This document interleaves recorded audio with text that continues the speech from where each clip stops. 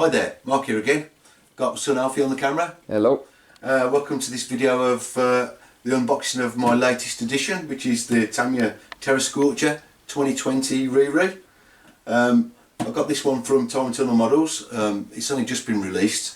I've seen other people out there, they've already got the kits and some of them are already finished building. But this came out at Tamiya Tunnel on the 20th of April. I ordered it about 12 o'clock that day, and then Neil came back to me shortly afterwards saying that this was the last one that he'd got. So I think, Alfie, this one had my name on it, didn't it? Yeah, lucky. So destiny, I think. So why the Terra Scorcher? You can probably see there, have you got that in camera, Alf? My old original Thunder Dragon, part of the same family as the Terra Scorcher, which originally was released in 1998 along with the Thunder Dragon. And the other part of the family is what you can see on the Beaties bag there, which is the Thunder Shot, I think, that one. So why have I got this one out? Well, I did get, this is my original car from 88, which I think I bought in 88. You can tell the shell looks a bit worn, doesn't it? Yeah, just a bit, all the paint's come off that. But yeah, I bought this originally, I think it might have been 89 when I bought it. It was on special offer at Beaties in Birmingham. I used to go up there most weekends, drooling over all the Tamiyas. And if you bought their bundle deal, which was a super deal, you've got the car, the battery, the transmitter receiver. They gave you a free bag.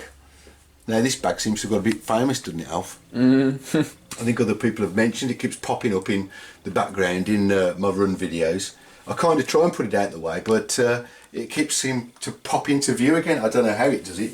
So this is the original, as I say, but you can see I've done a few modifications to this. I converted it to 4 shocks.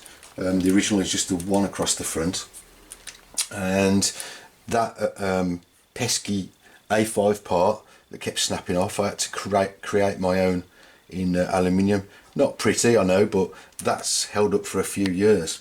We'll talk a bit about that later.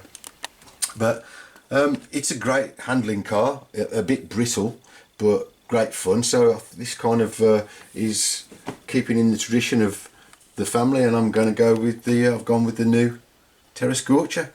So I suppose I'll stop waffling on now and let's get this box open now, Alf. Yep, let's go. Just before I take the lid off, just to show you, here's my other recent addition, which is the off-roader. This again is a Re-Re, and you can see the boxes are exactly the same size. I don't know what's going on here with the Re-Res, but I think the packaging all seems exactly the same. So let's have a look inside. I think we're going to see the same as in the wild one,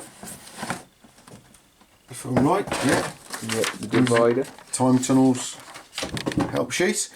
So you've got this kind of divider, like you've just said, Alf. They used to be a lot fancier than this in the originals. They're all blister packed and so on. But I think this is just a bit of a throwback, really. They've done it as a throwback to the old style of presentation. It's not as good, but it is a step up from your very basic Tamiya kit. So let's have a look inside. What we'll do again, I've got a driver figure and a dirt or dust cover. Got the rear wing, the body itself. I've got a servo that's extra, TBLEO2 ESC, and I've gone a bit different with the paint on this from what's specified. It's a PS59 dark metallic blue. So that looks wicked, that. Well, I hope it's going to look nice, but there's a lot of trouble getting paints at the moment. In fact, there's a lot of trouble getting Tamiya kits full stop. I think they're selling out everywhere in this lockdown. But anyway, so if you're interested in one of these kits, so get in there quick. They're going fast. Bathtub. Again, what we'll do is get all the stuff out, and we'll get it out the plastic bag so you can have a proper look at what we get in the kit. So there's all the plastic parts out of the box. We'll have a look in here, which is where the special bits will be. We'll have a look in there in a bit.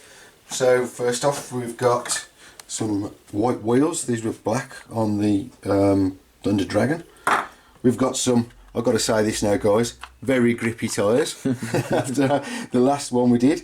Did you get comments about that? I got comments about that. Very grippy, very funny. But these are just labelled as off-roaders rather than super grippers like you get on a lot of them. Here's your massive front bumper, nice soft plastic. We've got the A-arms, or the wishbones. They're a softer plastic as well, I think, hopefully. More impact resistant. These weird triangular things are the adapters for the wheels, to drive the wheels. So your drive pin fits into that cross there, and the wheel has got 3 holes, you see, which locate on those 3 pins. Really strange, but that's how they did it in this chassis family. That's kind of cool, isn't it? Yeah, so that's that bit. And then we've got, these are much softer plastics, your shock towers. Obviously this is less brittle plastic.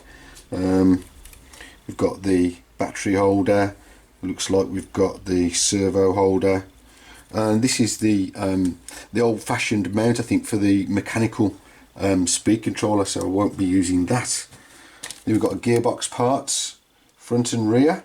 This is the hard plastic, and the tub itself, which again, not a massive fan of this. It's very thin, and it's the brittle plastic, and I did break that on my Thunder Dragon. It cracked all across the front here, so I think I'll be taking this one a bit steadier, Alf. So we've seen the polycarbonate parts for the body. Let's get that little box open. Right, so we have gearbox and diff parts in there. We've got the yellow shock bodies, which is typical old-fashioned Tamiya style, the old-fashioned look. So they still do that in a lot of kits too. Yeah, Neo Scorcher still got the yellow shocks. Most of them now are black, or they have white and so on. But yeah, the yellow was always known to be a Tamiya shock. These are the steering arms, I think. Yeah, where the drive shafts go in. Servo saver, and then we've got driver's head, and yeah, that looks like an original 1988 copy, slightly different to the more modern driver's heads. What else have we got in here? We've got a standard motor. I've heard people moan about that, but I think it will be okay to start with. We'll see how we go. The parts bag B, C and A. We'll get those open in a minute. More shock parts. Got the R-clips, and this is the prop shaft, the drive shaft from front to rear gearboxes. So look in these bags then. I'll get a pot here so I don't lose the parts. I want to know which was which bag, because it helps when you do the build, doesn't it, Alf? Because everything's in order. So this is parts bag A in there. You mix these a bit, it'll become a nightmare. Yeah. Right, here's your bevel gears and your planetary gears for the differentials. We've got some ceramic grease, and these are the drives for the centre shaft in there. We've got a very nicely machined aluminium motor mount. That's a change from the original, very nice. The motor plate, a lovely set of ball bearings. Did you have to pay extra, or did they? No, they're included in the kit, Alf, so whoopee. Well done, Tamiya, you've included something that we really like, so yeah, that's great news. Okay, so we've got some, looks like thrust washers, screws. So in the bag we've got the pinion and other hardware. Parts bag B has got a lot more components in here. Let's have a look. Okay, so yes, we've got AW grease. Brilliant, that's great stuff. Lovely thick AW grease, shock oil, spanner. In fact, we've got 2 shock oils. That's unusual. Normally give you one of the bigger bottles like this one. I don't know why they've done that, but hey. Yep, screws, washers. This is the interesting stuff.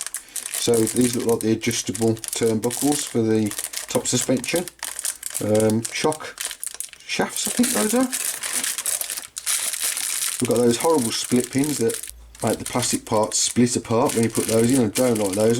I'm going to see if I can change those for some steel shafts later. Now this is the interesting part. These are the constant velocity joints. You know what Tamiya calls them? Universal drive shafts, Tamiya calls them. So this is a nice bonus, a nice hop up. So these are a few quid if you buy them separately. So they came with a kit. They didn't come on the Thunder Dragon, so very nice.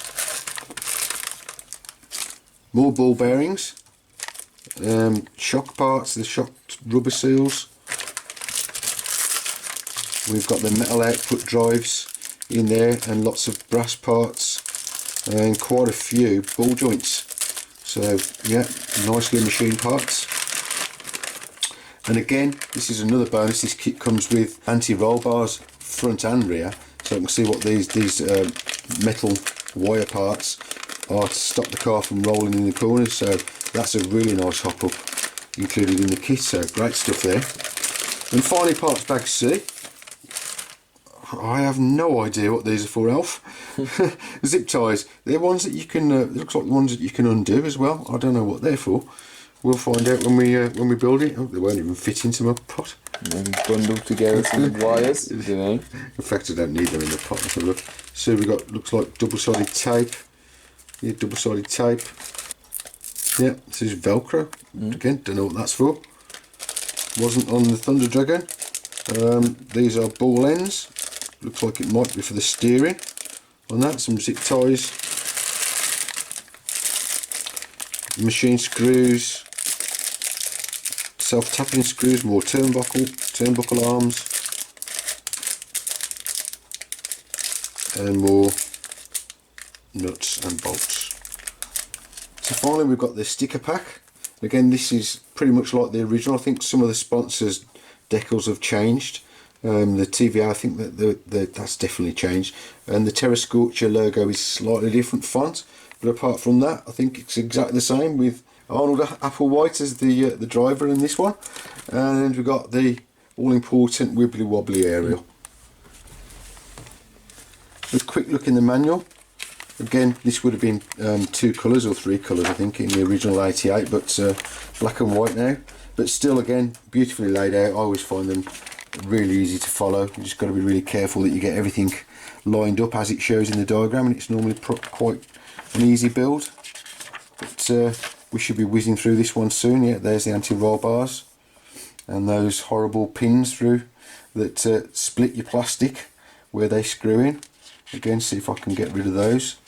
These are those universal joints, look, for the drive for the wheels. We've got how to cut the body out, what colours to paint it. It says PS4 blue I should paint it. I know that's not a PlayStation off. And so I've gone for the metallic blue, and there's a little bit of PS12 silver. I think I've got some silver, so I might be able to do that. Like I say, it's hard to get hold of paint at the moment. Yeah, so that's nice and easy looking. How to apply the decals, and then you've got the separate wing and body going on, and that's your Terra Scorcher, guys. So Terra Scorcher, my new project. Hope you'll be joining me on the build guide for this. I'm going to go through the whole build in stages again. There's a future project. I'm going to restore the Thunder Dragon back to its original glory with a single shock at the front. I kept all the original parts, so that's something to look forward to later on. But for now, I hope you enjoyed this unboxing, and thanks for filming, Alfie. No problem. And I'll see you all soon. See ya. Bye.